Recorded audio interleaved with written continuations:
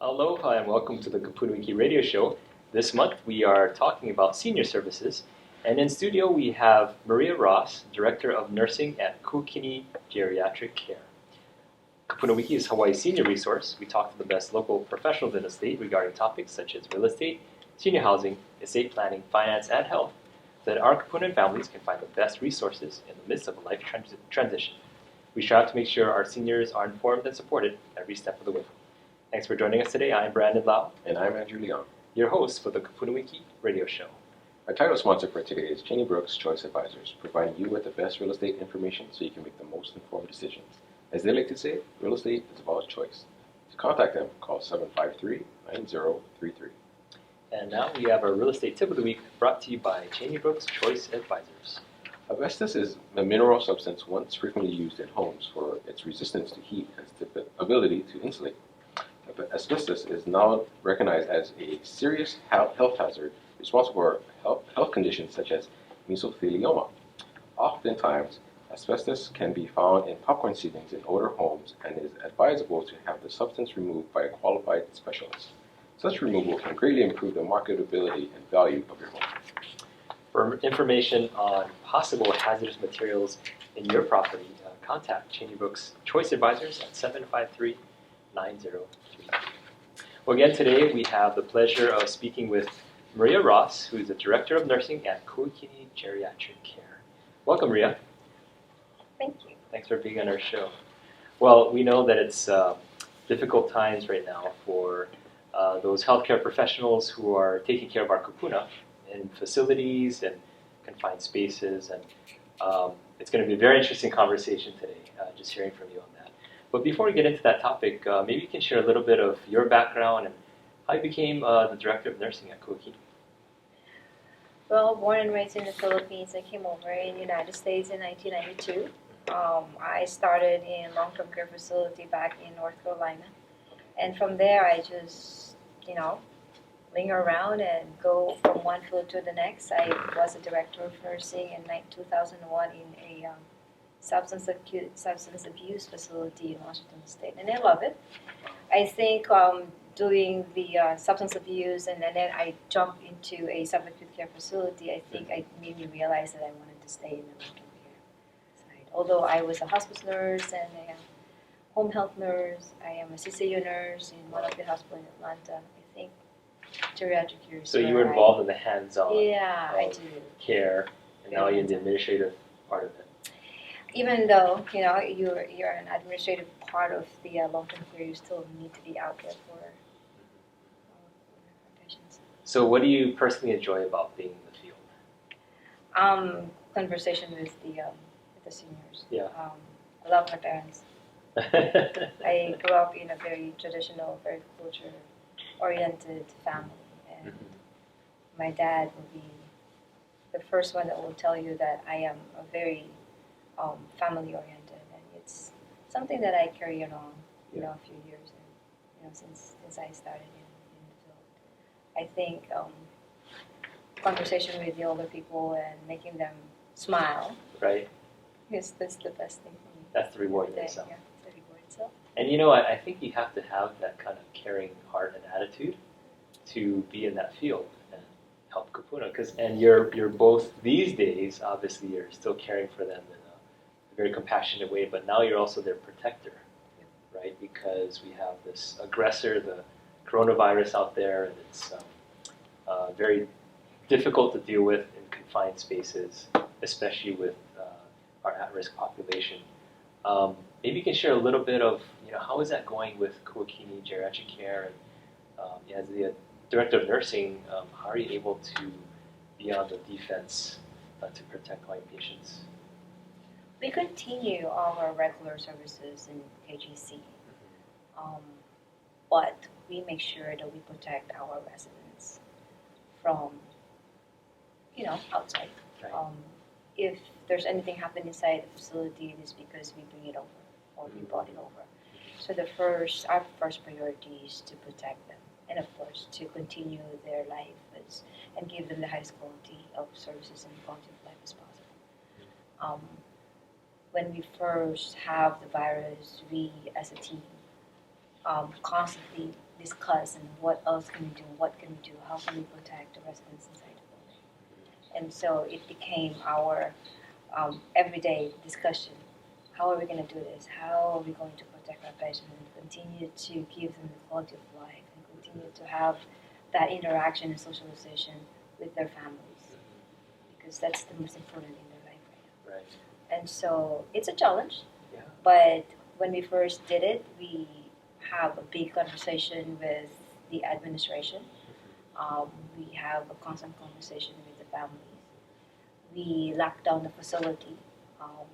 How many beds in your facility of the Kuakini Geriatric care? It's 180 for Wow. the long-term care, Wow. roughly. And then we have the Kuakini home for another 30 beds. Okay. And that's all adjacent to the campus of the hospital, right? Yes, it's Okay. right next. We have the facility is actually we have our own facility. It's called Hale Palamamau. Right. And it's right next to the KMC. Okay. Okay. And now, given that you are, associated or affiliated with the hospital, must give you folks a bit of comfort, especially at these times, right? I mean, you have access to things that would help in the case of emergencies. That Yeah. kind of I think situation. that's one of our advantage because we Right. have the KMC, so we have our own little environment there. Right. We have the hospital. We have access in the hospital. All our patients are going in a hospital for services, for acute services, and then back to us. Mhm. So we That's kind of good. able to It's like all control in one the place. environment. Yes, yeah. So we know what's going on. Our system is the same. We follow the same procedure as the KMC. Every single restrictions and procedure that we do to protect our residents the same as what KMC is doing. However, because we are taking care of the senior Right. individuals and high-risk population, our protection or protective mechanism that we have employed for the Halipalamamau is a little stricter than the KMC. Right. Right, so for example, we do not allow any visitors to come in the facility, but we do allow compassionate visit for residents who is having difficulty, for family members who urgently need to see their family members. We will allow that. Okay, however, for regular visitation, for friends, for family members, they can do FaceTime. Right. Yeah, we have provided the iPad for them to do FaceTime with family members, at least weekly. Okay. And then now we are trying to start some conversations, doing emails for updates and stuff, at least every week. We will start that this week. It's just additional updates so that at least they are comfortable at home, thinking that we are taking care of them. Isn't it amazing how technology has allowed us to stay safe while still communicating? Yeah. And who would have thought that our Kupuna would be using it on a daily basis? It's a Yeah. necessity. Yeah, and it's helpful because Yeah. even our physicians, we do virtual visits. We do our telehealth so that they don't have to come in as much as possible. They do come in for urgent matters, for Right. assessment and stuff, but for regular visits or regular consultation, we do telehealth. Now, we recently had news of an outbreak in one of our more popular or established nursing homes, and I believe it caused a reaction, to a lot of other facilities throughout the state. How did you folks respond to that? I mean, did family members call? Were they concerned? Did they want to, I don't know, pull their mom and dad out? I mean, what happened at that time? Nothing really. Really? I mean, we continue our own services. We continue the same services that we do. I don't have an idea what happened in that facility. I have no knowledge about it. It's just, but we do know, we have news, we have updates, we Right. have the DOH and CMS giving us a lot of updates and a lot of procedures to follow. So, I mean, services continues, no Right. interruptions at all, Right. Well, that's because life goes on. life goes on. I mean, we do our own service. I mean, even back in March or February, we already have a lot of things happening in KGC. One of those is our employees will come in, change their uniforms before they enter the resident care areas, and then they have the masks. They have now we are starting to use face shields. So those are the services and protective mechanisms that we employ Right. to protect our patients. Well, I want to definitely hear more of how you are currently dealing with the situation now and what your outlook is for life after lockdown. So, Maria, we'll talk more about that right after this commercial break. Welcome back. If you're just joining us, we have Maria Ross. She's the Director of Nursing at the Kuakini Geriatric Care. And right before the break, we were talking about some of the protocols you guys are putting in place, in times of, COVID. I'm assuming that, the sanitation, the hand sanitizers and the face mask are all very important during this time when, even though you're not getting visitors, but even for the residents, right? Because they're still, they're still kind of in contact with other residents. How are your residents taking this? How are they kind of adapting to it?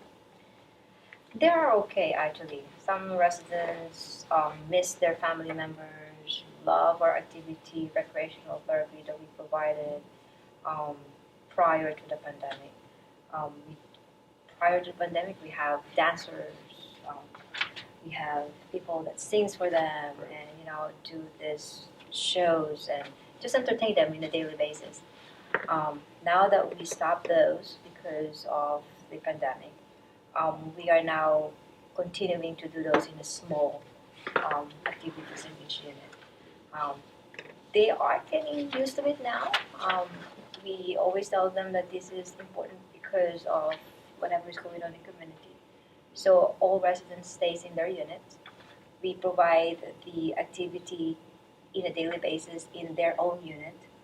We maintain 6 feet distance from each patient.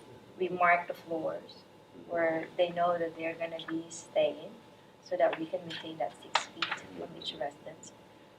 We maintain less than 10 residents per activity. So if there's 20 residents who wants to do bingo, we do 2 sessions. We change the activity schedule, based on what the needs on each unit.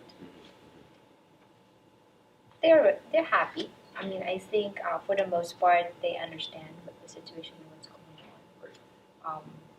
The dining is probably one of the things that they enjoy because they like dining together, and now they can't. Right. We encourage them to eat in their rooms, or if they need to go in a cafeteria or in our solarium, we make sure that it's less than 10 patients or they're 6 feet away from each other. After a few months, I think they're used to it now, and they're happy to know about the schedule of their activities, what time they're going to do the activities, and when are they going to do the FaceTime with their family members. Prior to the pandemic, did you guys have any activities outdoors?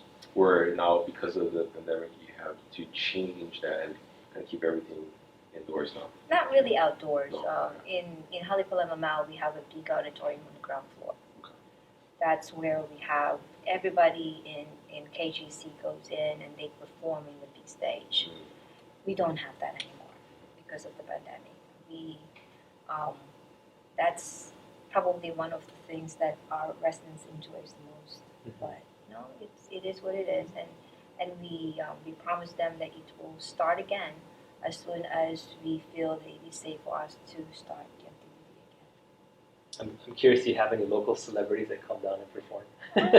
I'm pretty sure they do. Yeah.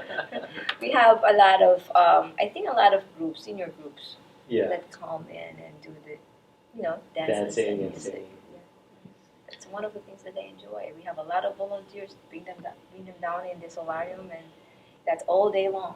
Right. Goes in and out, but they understand. We do the best we can in a small settings. I'm curious on your capacity at this time. Are you how how are you guys on your bed counts? Are you folks taking any new residents? Oh, you guys still are. Okay. We still continue to take new residents, but because of the pandemic, I think every single facility in the island, every single hospital in the island has low census as well. So our census is still within 120, 130. Not the same, of course. It was 150, 160 before. But just like what I said, every hospital, their census is low as well. I think a lot of people, a lot of residents, or a lot of patients stays home most of the day now. And if they can be maintained at home, they stay home. I was thinking about that, and I'm wondering how much of that is health related and how much is actually economic related. Because I guess there's obviously a cost to have their mom and dad in your facility, and maybe if they're not working, they don't have the means. Maybe. Maybe, right? I don't know. But I think if I have my parents, I probably will have them stay at home too if I can maintain them at home. Right. Yeah. I think that's the same thing in the community. So we continue to take admissions from our own hospital, KMC, and some QMC as well, or any other facility. Now, do you feel that because of this problem we're in, I mean, has it helped you and the other communities and facilities kind of band together, share ideas, kind of help one another out? Of course. Yeah. Of course. We support each other. I mean, we have a weekly meeting with the other organizations and with the administration in KMC. We do share procedures. We give each other updates. Right. We support each other, and as much as possible. And in our little way, we can help them in any way. Yeah. We can assist. And everybody's in the same boat. Yes. Right. Yes. This is all of us is in together in this pandemic. So as much assistance we can give anybody, of course we can. Right. Now, as director of nursing, I think you have the ability to see a little broader perspective of where things are and where things might be headed. Given your, I'm sure you've had meetings with your staff and management, but what are you folks forecasting for life after lockdown? Is all of this going to be just standard operating procedure, or will there be changes? What do you think? There's not going to be a lot of changes. It will be the same as any day. I mean, it's whenever any new condition comes up, we always survive. It's just that this coronavirus is something new, and we have nothing to give to our residents or individuals, any treatment or any immunization. As soon as those immunization comes around, then we continue with the same life we had before the pandemic. This is probably going to be the next flu, Right. It's just going to be a seasonal flu for us, a seasonal condition, I think. Right. Yeah, we just, as soon as those immunization comes up, I think we'll be fine. And, I see a lot of changes on the infection control measures, but those are nothing new. We have those precautions already in place. The only thing probably, if there's any that will change, is treatments or maybe prevention. And I'm thinking maybe one of the biggest issues right now is outside contact. So,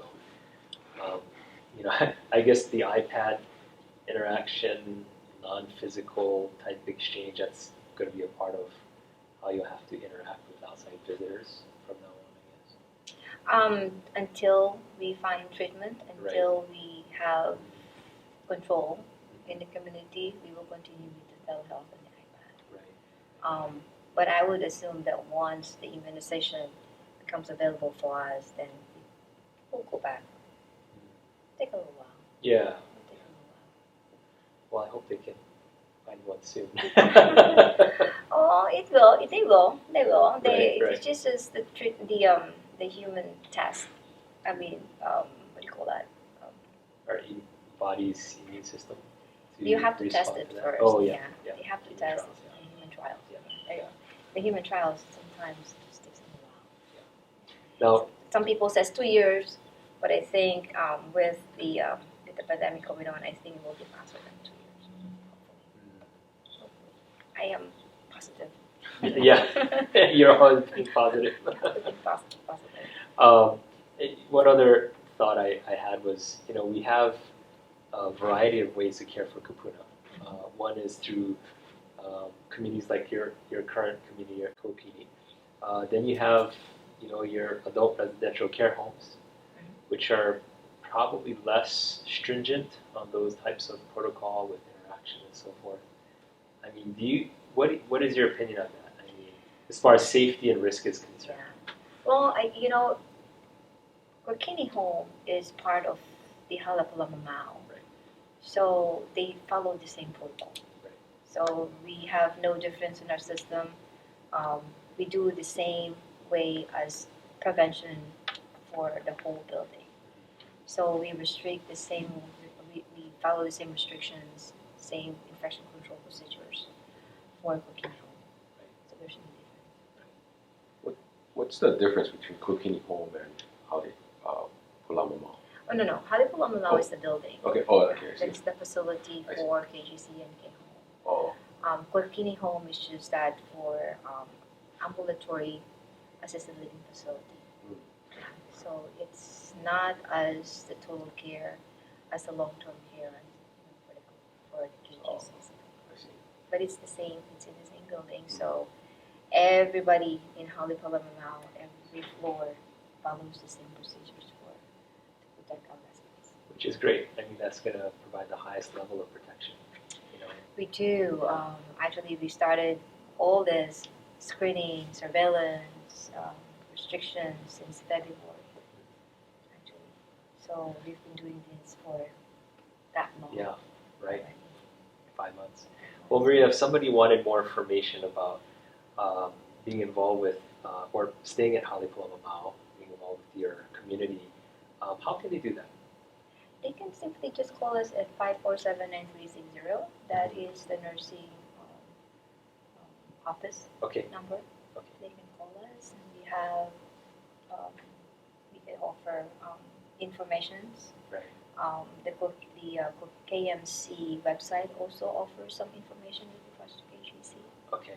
Okay. That includes the K home as well. Got it.